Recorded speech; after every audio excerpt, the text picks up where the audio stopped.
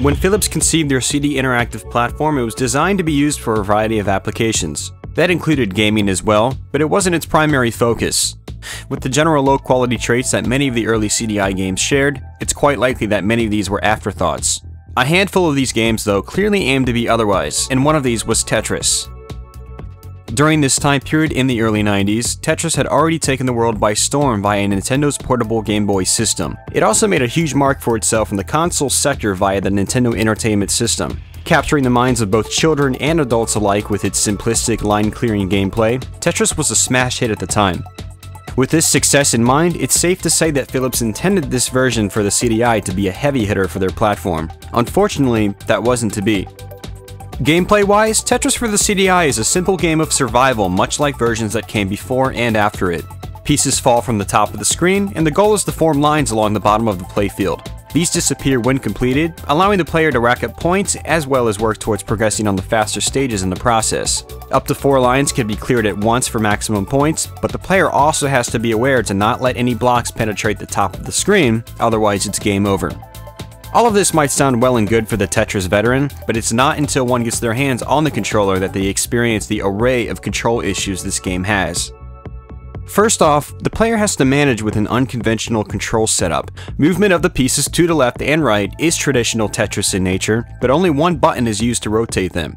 This forces the player to flip each piece in a single direction, which isn't always ideal. The other button on the CDI controller also forces the piece to immediately appear at the bottom of the screen, an option that appeared frequently in later renditions of Tetris. It's not a bad option by any means, except that in this version of the game, there's no way to push the blocks down the screen at your own will. The other odd thing about this design choice is that pressing up on the directional pad pauses the game, while holding down does nothing. The ideal setup here would have been to have 2 buttons used to rotate the pieces in either direction, and to have the down function smoothly drop pieces along the playfield. Philips decided to go against the grain here, and in my opinion, it hurt the game in the end.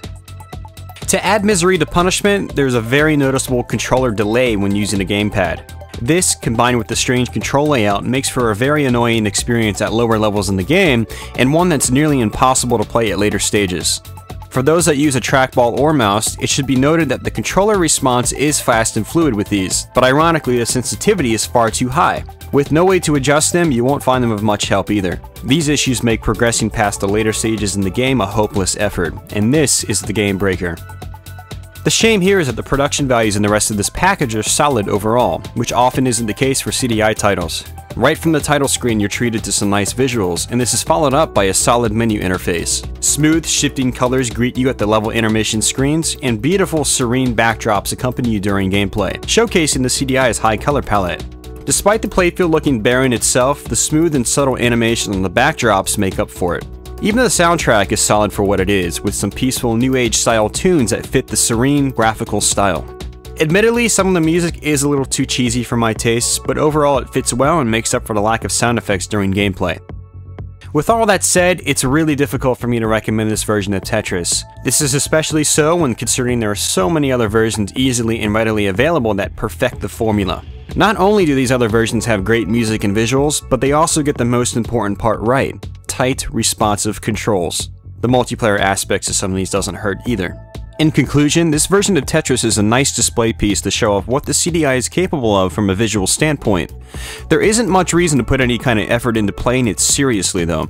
Control issues are almost guaranteed to make the experience far more frustrating than not in the end. It won't break the bank if you're truly curious about it, but if you want a good puzzler for your CDI, I'd recommend going for the far superior Pac Panic instead.